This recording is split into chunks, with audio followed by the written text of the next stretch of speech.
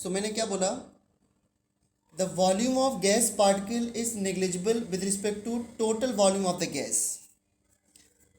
अब मैं इसे बीकर लेता हूँ। अब इस बीकर में जो भी गैस है उसका टोटल वॉल्यूम कितना होगा, volume of the vessel.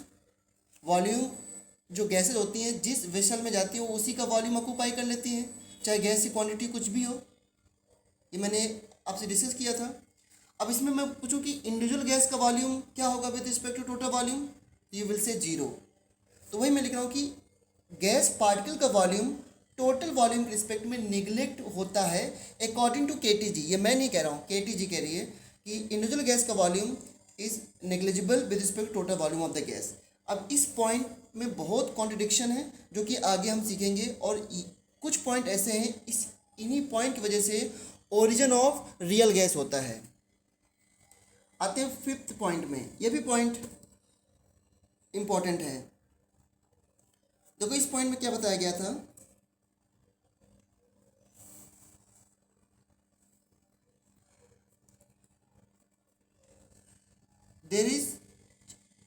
There is no repulsion and attraction forces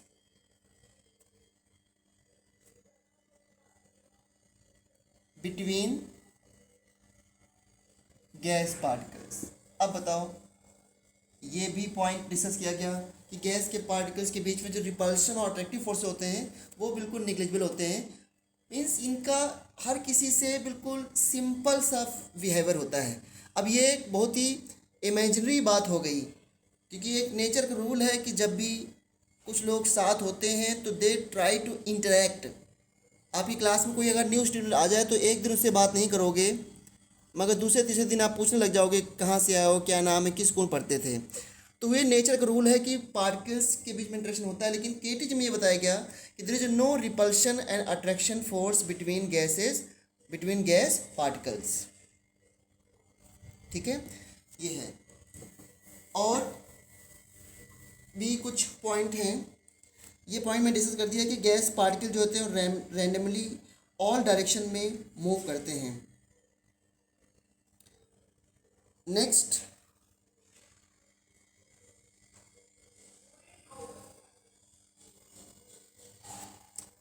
कितने पॉइंट हो गए बेटा, 5 या 6?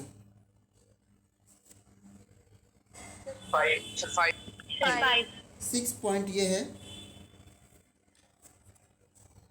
द कोलिजन मतलब आपस में टकराना, कोलाइड करना। The collision between gas particles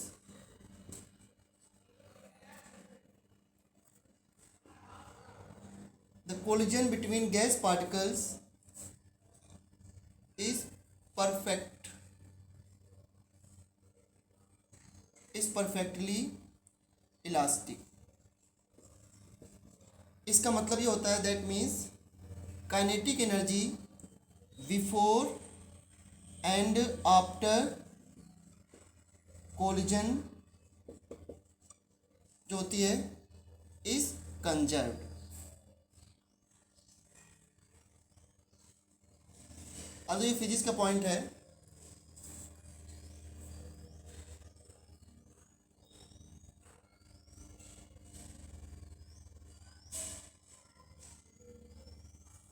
जब पार्टिकल्स के कोलिजन से पहले और कोलिजन के बाद काइनेटिक एनर्जी उनकी कंजर्व रहती है, before collision kinetic energy and after collision kinetic energy जो है वो कंजर्व रहती है। इस पॉइंट को मुझे ज़्यादा अभी डिस्कस नहीं करना है। और एक लास्ट पॉइंट जो बुक में मेंशन नहीं होता है, इसका कहीं कहीं डेरिवेशन में दे रखा है। इन्होंने एक डेरिवेशन निकाला था, मैं उसका सिर्फ रिजल्ट लिख रहा हूँ कि how to find the kinetic energy of gas particles. तो kinetic energy of gas particles is given by this formula 3/2 nRT। इसका डेरिवेशन होता है बट अभी हमारे लिए इम्पोर्टेंट नहीं है। Kinetic energy of gas particle equal to 3/2 nRT। ठीक है, यहाँ पर n है तो ये मोल की बात कर रहा हूँ, पर मोल। अगर 1 मोल के लिए लिखना हो तो क्या लिखेंगे, के ई इक्वल टू 3/2 RT। और इस फॉर्मूले से आपको क्या लग रहा है कि kinetic energy proportional to T. Actually में इन्होंने ये बात कही थी, देखो बात तो ये कहा था इन्होंने कि जो काइनेटिक एनर्जी है, the kinetic energy of gas particle is directly proportional to absolute temperature. और ये बात हम पहले से भी जानते हैं कि टेम्परेचर बढ़ाने से काइनेटिक एनर्जी बढ़ती है, वी ऑल नो। अब प्रपोर्शन हटाते हैं तो प्रपोर्शन हटाने के बाद जो यहाँ पे कांस्टेंट आता है दैट इज़ 3/2 R।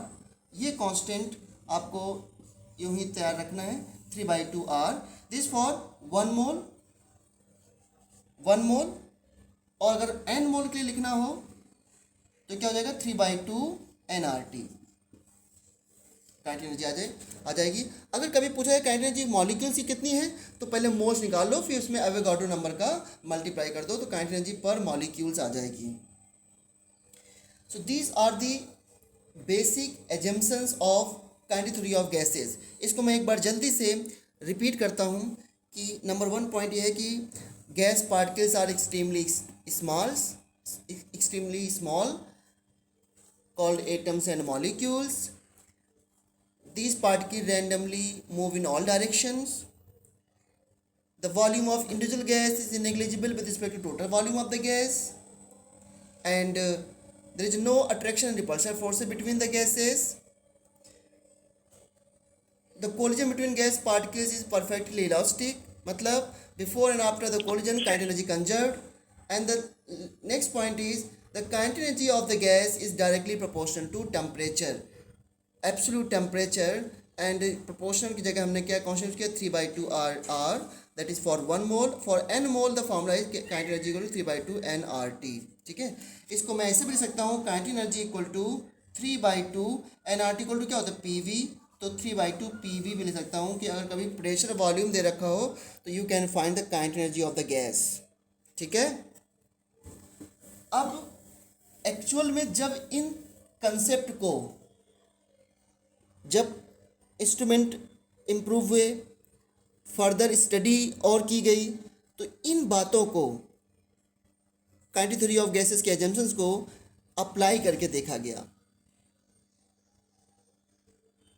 ठीक है, और यही पॉइंट जो है ना बच्चों, यही पॉइंट आइडियल गैस के भी हैं। अगर कोई पूछे आइडियल गैस क्या है तो आप क्या बोलते हो कि आइडियल गैस क्या होती है, जो बॉयल्स लॉ और चार्ल्स लॉ को फॉलो करे, ये तो बोलते हो आप। लेकिन एक्चुअल में क्या बोलते हैं आइडियल गैस, कि आइडियल गैस एक इमेजिनरी गैस है जिसमें there is no force of attraction between the particles. ये सभी के साथ बिल्कुल सेम बिहेव करते हैं एंड इन पे एक गैस के पार्टिकल्स का वॉल्यूम टोटल गैस के वॉल्यूम के रिस्पेक्ट में 0 होता है। ये सभी बातें आइडियल गैस में भी अप्लाई होती हैं। लेकिन कोई भी चीज़ परफेक्टली आइडियल नहीं होती है, यू ऑल नो। अब एक आइडियल स्टूडेंट क्या होता है, तुम में से कोई जवाब दे सकता है, what you mean by ideal student? बताओ, एक आइडियल स्टूडेंट के क्या क्या कैरेक्टर होना चाहिए, कोई बता सकता है आप में से जल्दी? Respectful, honesty. अच्छा, फिर नेक्स्ट, आइडियल स्टूडेंट को मॉर्निंग में कितने बजे उठना चाहिए और रात को कितने बजे सोना चाहिए? क्या टाइम बताया गया है? 4 o'clock। उठता है तुम में से कोई? सर 5 o'clock उठता है। तो थोड़ा सा डेविएट कर रहे हो ना आइडियलिटी से, कि नहीं डेविएट कर रहे हो? और क्या आप किसी से क्या सभी से आपका जो रिलेशन है बिल्कुल बराबर है? किसी से आप जेलस फील नहीं करते हो? नहीं करते हो कभी कभी?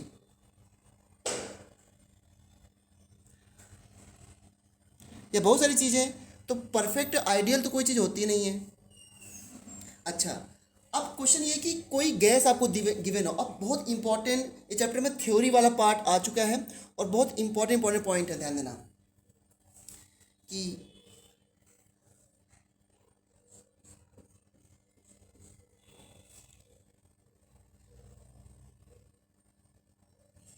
सर हेडिंग क्या डालें? हाँ, यही मेरे माइंड में चल रहा था कि मैं हेडिंग क्या बताऊँ इस टॉपिक पे, केटीजी के बाद, है ना। तो हेडिंग ऐसे ले सकते हैं, रियल गैसेस के बारे में बात करते हैं ना। रियल गैसेस, या ऐसे बोलूँगा मैं डेविएशन फ्रॉम आइडियल गैसेस। ज़रा समझना थोड़ा ध्यान से, डेविएशन फ्रॉम आइडियल गैसेस। कोई भी गैस गिवन है और मैंने कहा N2 गैस है, O2 गैस है, कैसे चेक करोगे कि वो आइडियल गैस है कि नहीं? तो एक्सपेरिमेंट करोगे, और एक्सपेरिमेंट में क्या करोगे बताओ? तो देखो, we know PV equal to nRT। अगर मैं इसको ऐसे लिख दूँ, फॉर वन मोल क्या हो जाएगा? PV equal to RT। सभी लोग जानते हो। मैंने PV इधर डिवाइड कर दिया, PV upon RT equal to इधर क्या हो गया? 1, और इस PV अपॉन RT को हमने लिख दिया Z equal to 1। So Z मैंने क्या लिखा है? PV अपॉन RT को मैंने Z पुट किया है इक्वल टू 1। ठीक है, यहाँ पे जो Z होता है इसे बोलते हैं कंप्रेसिबिलिटी फैक्टर। कंप्रेसिबिलिटी फैक्टर ये एक ऐसा फैक्टर है जिससे कि हम ये चेक करते हैं कि कोई गैस आइडियल गैस से कितना डेविएट कर रही है। Z is a compressibility factor. अब देखो ध्यान से, अगर मैं जेड और प्रेशर के बीच में ग्राफ को प्लॉट करूं, बड़ा इंपॉर्टेंट है ये। जेड और पी के बीच में ग्राफ को प्लॉट करूं तो आप क्या देखते हो? एक्स एक्सिस में प्रेशर बढ़ रहा है, तो आइडियल गैस के लिए जितना प्रेशर बढ़ता है उसी रेशो से वॉल्यूम घटता है। और ये ग्राफ मैं जेड और पी के बीच में खींच रहा हूँ, मीन्स टेम्परेचर को मैं कांस्टेंट ले रहा हूँ। अब प्रेशर चेंज हो रहा है तो वॉल्यूम तो चेंज होगा ही होगा। ठीक है, ओके। सो अगर मैं प्रेशर बढ़ाता हूँ तो वॉल्यूम उसी रेशो से घटेगा। तो ग्राफ कैसा आएगा बताओ? जेड की वैल्यू 1 बनी रहेगी एट ऑल प्रेशर। अगर प्रेशर भी इधर बढ़ाता जा रहा हूँ तो वॉल्यूम घटता जा रहा है, तो पी भी तो कांस्टेंट ही रहना है ना। तो पी भी कांस्टेंट रहना है तो जेड तो चेंज होना नहीं है। तो ग्राफ ऐसा आएगा। और ये ग्राफ किसके लिए है? रियल गैस के लिए। अगर किसी गैस का ग्राफ या किसी गैस को चेक करना है कि वो आइडियल गैस है कि नहीं है, सॉरी ये ग्राफ आइडियल गैस के लिए, आई एम सो सॉरी, ये ग्राफ आइडियल गैस के लिए है। अगर किसी गैस को चेक करना है कि वो गैस आइडियल गैस है कि नहीं है, तो you plot compressibility factor with respect to pressure. अगर ग्राफ जो है पैरेलल टू एक्स एक्सिस आ जाता है तो गिवन गैस जो है वो आइडियल गैस है, क्योंकि आइडियल गैस के लिए प्रेशर जितना बढ़ाओगे उसी रेशो से वॉल्यूम घटता है। ठीक है, तो किसके लिए ग्राफ होगा ये? आइडियल गैस के लिए। तो जी बोलिए। एग्जांपल दे दो गैस का इसमें। आइडियल गैस जब कोई होती है तो एग्जाम्पल कहाँ से दूँ? अब इसके बाद बस 1 मिनट वेट कर लो आप, मैं आपको बताता हूँ कि जो आप बोलो ना एग्जाम्पल दे दो, वो चीज़ क्या है। देखो, ये मैंने एक आइडियल बात की, इस इक्वेशन से ग्राफ प्लॉट किया। ठीक है, लेकिन एक्चुअल में जब एक्सपेरिमेंट हुए, जिसने अभी पूछा था एग्जाम्पल दे दो, नाम क्या है? फिर सपना। हाँ सपना। ओके, देखो इतना क्लियर सबको। अब देखो एक्चुअल में ग्राफ कैसे मिले हमको। ये तो आइडियल गैस की बात हो गई।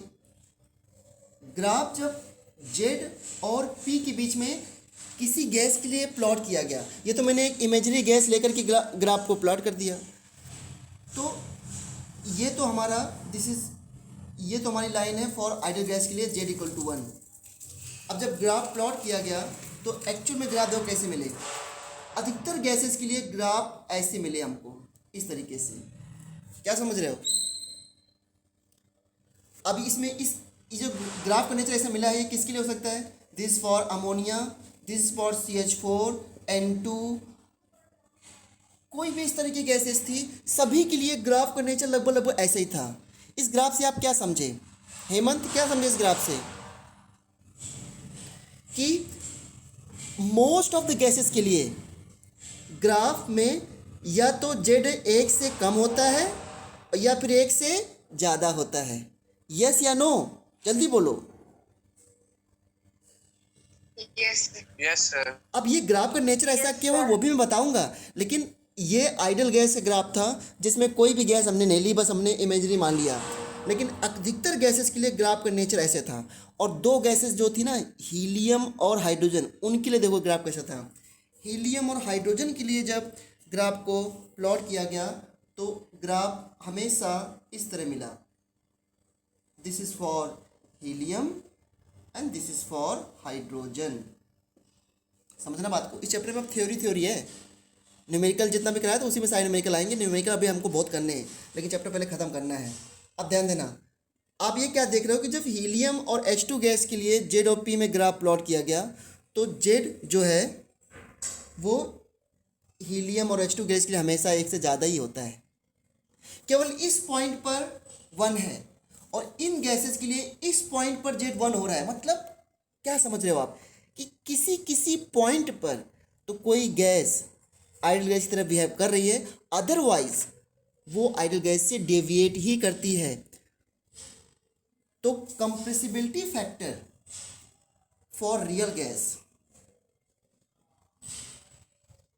Compressibility factor for real gas या तो जेड 1 से कम हो रहा है या तो जेड 1 से ज़्यादा हो रहा है। Getting my point? जेड इधर लेस देन 1 और ग्रेटर देन 1 रियल गैस के लिए। तो अभी मैं पूछूं कि रियल गैस क्या होती हैं, तो आप ये बोलोगे जिनके लिए कंप्रेसिबिलिटी फैक्टर आइडल गैस से वेरी करता है, यानी कि या तो एक कंप्रेसिबिलिटी जेड 1 से ज़्यादा होता है या 1 से कम होता है। अभी तो इतना कह सकते हो। अब मुझे बताओ इस ग्राफ का और क्या मतलब है। अब इसीलिए मैंने कहा था केमिकल बॉन्डिंग होने के बाद इस पॉइंट को समझना आसान होता है। चलो अब ज़रा बहुत ध्यान समझना और फिर यस या नो में आंसर देना। जब मैं इस डायरेक्शन में गया, सपोज मैं यहाँ पर अमोनिया मॉलिक्यूल की बात करूँ, जब मैं इस डायरेक्शन में गया तो मान लो मैं अमोनिया के लिए ग्राफ प्लॉट कर रहा हूँ, तो जब थोड़ा सा प्रेशर बढ़ाया मैंने, तो बताना बच्चों अमोनिया मॉलिक्यूल पास आएंगे या दूर जाएंगे? जब थोड़ा सा प्रेशर बढ़ाया तो पास आएंगे। पास आएंगे, बिल्कुल सही, पास आएंगे। अब बताओ मुझे, अगर आपका कोई फ्रेंड, आप F1 सेक्शन में हो, आपका फ्रेंड F3 सेक्शन में हो, आपका F3 के बच्चे से इंटरेक्शन तब तक नहीं हो सकता जब तक कि दोनों लोग बाहर ना मिलो जा करके क्लास के बाद। वैसे ये है कि एटम्स के मॉलिक्यूल में इंटरेक्शन तब तक नहीं आएगा जब तक वो पास ना आ जाए। तो जब हमने थोड़ा सा प्रेशर बढ़ाया तो मॉलिक्यूल पास आए, और जब पास आए तो उनके बीच में फोर्स जनरेट हो गया, क्योंकि फोर्स तो होना ही होना है। और अगर आपने किसी ने सुना हो ना, अगर किसी ने सुना हो तो अमोनिया मॉलिक्यूल के बीच में डाइपोल फोर्सेस होता है या हाइड्रोजन बॉन्डिंग होता है। क्या हाइड्रोजन बॉन्डिंग फोर्स का नाम सुना है क्या आप लोगों ने? Hydrogen bond. No sir. Okay, तो अभी के नो लिए सर। ओके, तो अभी के लिए आप ये समझो कि जब मॉलिक्यूल पास आते हैं तो उनके बीच में इंटर मॉलिक्यूलर फोर्स डेवलप होते हैं। अच्छा नो सर तो बोल दिया, क्या 9th में इंटर मॉलिक्यूलर फोर्सेस वर्ड सुना है आपने? Yes yes sir. Sir. Yes sir. Okay ठीक है, वेरी गुड। 9th एक बार और रिवाइज कर लेना फिर, ठीक है। तो बताओ अगर 9th पढ़ा था तो इंटर मॉलिक्यूलर फोर्सेस जब मॉलिक्यूल पास होते हैं तब स्ट्रांग होता है, दूर होते हैं तब स्ट्रांग होता है? पास होते हैं सर। पास होते हैं, ये हुई ना बात। और मॉलिक्यूल प्रेशर बढ़ाने पर पास आते हैं ना, यस या no? Yes sir. Yes sir. Okay चलो सारा कुछ आ गया फिर तो लेकिन आपने ये बात नहीं सुनी 9th में कि कितना पास आने पर फोर्स होगा। अब ये बात तुमने बता दी ना कि NH3 मॉलिक्यूल जब पास आएंगे तो एक मिनिमम डिस्टेंस पे उनके बीच में मैक्सिमम फोर्स होगा, ठीक है। तो जब हमने प्रेशर बढ़ाया NH3 मॉलिक्यूल बिल्कुल पास आ गए और इनके बीच में इंटर मॉलिक्यूलर फोर्सेस जनरेट हो गया। लेकिन आप प्रेशर बढ़ाते ही जा रहे हो, बढ़ाते जा रहे हो, बढ़ाते जा रहे हो, तो मॉलिक्यूल आपस में क्या करेंगे फिर बताओ जल्दी से? रिपेल करेंगे। क्यों रिपेल करेंगे? अरे इसका न्यूक्लियस में प्रोटॉन है, इसके न्यूक्लियस में प्रोटॉन है, इसके इसमें इलेक्ट्रॉन से इलेक्ट्रॉन ये आपस में रिपेल कर जाएंगे, तो एकदम से रिपल्शन होगा। और जब एकदम से रिपल्शन होगा तो उनके बीच में इंटरमॉलिक्यूलर डिस्टेंस बढ़ेगी घटेगी? जल्दी बताओ। Increase, increase. बढ़ेगी। वेरी गुड, बिल्कुल सही बात। बस वही चीज़ यहाँ पे है। जब हमने प्रेशर को बढ़ाया तो मॉलिक्यूल पास आए, जब मॉलिक्यूल पास आए तो वॉल्यूम घटा। अब जरा समझना बात को, Z equal to P B upon R T. सुनना ध्यान से, बॉयल्स लॉ ये कहता है बच्चों कि प्रेशर बढ़ाने से वॉल्यूम घटता है, ये कहता है ना बॉयल्स लॉ। लेकिन क्या साइंस में ऐसा हो सकता है कि प्रेशर को मैं 5 टाइम्स बढ़ाऊं तो वॉल्यूम भी 5 टाइम्स घट जाए? क्या इतना आसान है क्या? क्या अगर प्रेशर को मैं 5 टाइम्स बढ़ाऊं और वॉल्यूम 4 टाइम्स घट गया तो बॉयल्स लॉ तो फेल हो रहा है फिर तो? क्या P B equal to constant रहेगा? और ऐसा जरूरी है कि जितने टाइम से प्रेशर बढ़े उतने टाइम से वॉल्यूम बढ़े? यहाँ पे ध्यान देना, हमने जब प्रेशर को बढ़ाया, सुनना ध्यान से, तो मॉलिक्यूल पास आए। अब मुझे बताओ बच्चों, पहले अमोनिया मॉलिक्यूल फैले हुए थे, अब पास आए, तो प्रेशर बढ़ाने से वॉल्यूम घटा कि नहीं घटा? घटा ना? डिक्रीज हुआ? यस या नो? Yes sir. क्योंकि मॉलिक्यूल पास है। Yes. तो जब Yes, प्रेशर sir. बढ़ाया वॉल्यूम डिक्रीज हुआ। लेकिन डिक्रीज क्यों हुआ? क्योंकि इंटरमॉलिक्यूलर फोर्सेस थे। लेकिन आइडियल गैस तो कह रही है कि इंटरमॉलिक्यूलर फोर्सेस तो होते ही नहीं है। तो जब इंटरमॉलिक्यूलर फोर्सेस आ गए एकदम से तो वॉल्यूम का ड्रॉप ज़्यादा हो जाएगा। क्यों? क्योंकि फोर्सेस आ गए। और ये भी हो सकता है कि अमोनिया गैस लिक्विफाई हो जाए और लिक्विड का वॉल्यूम तो एकदम से ड्रॉप हो जाता है। अब वाटर वेपर को पास लाओगे तो वाटर लिक्विड नहीं बन जाएगी, तो वॉल्यूम एकदम से ड्रॉप नहीं हो जाएगा। तो ऐसा नहीं है कि प्रेशर बढ़ाने से वॉल्यूम उसी रेशियो से घटेगा। प्रेशर यहाँ पे बढ़ाया, अगर इंटरमॉलिक्यूलर फोर्सेस आ गए तो प्रेशर थोड़ा बढ़ाने से वॉल्यूम ज़्यादा घट सकता है। तो इसलिए जेड की वैल्यू 1 से कम आ गई। देखो, इसलिए जेड 1 से कम क्यों है? क्योंकि इंटरमॉलिक्यूलर फोर्सेस आ गए और वॉल्यूम एकदम से ड्रॉप हो गया। और वॉल्यूम अगर ड्रॉप हो गया तो जेड की वैल्यू 1 से कम आ जाएगी। ये पॉइंट समझ गए? समझ, जल्दी बोलो यस या no. Yes, sir. Yes, sir. अब आपके बोलने के तरीके से मैं समझ गया हूँ कि कुछ मन के अंदर तो है कि ये थोड़ा बहुत कम आया है। प्रेशर बढ़ाने से मॉलिक्यूल पास आएंगे, सो वॉल्यूम ड्रॉप हो जाएगा, ठीक है। और इस वजह से जेड की वैल्यू 1 से कम हो गई। लेकिन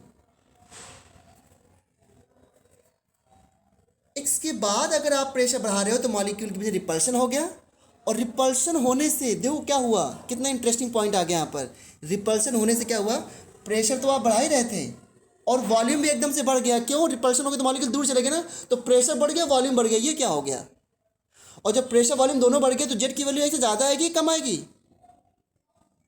Increase. ज्यादा। इंक्रीज आएगी। अच्छा बताओ, ज़्यादा।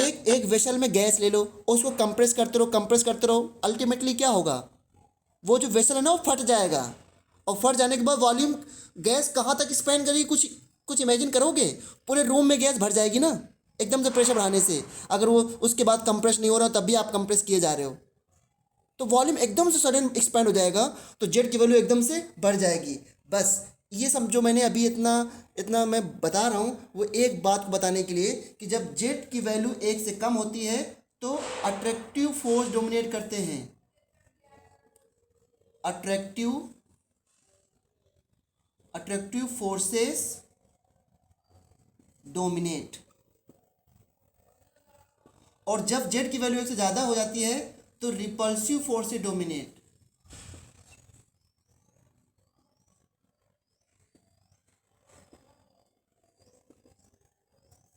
ठीक है, बोलो समझ आ गया? तो इस ग्राफ में ऊपर क्या है? Z greater than Yes, 1। sir.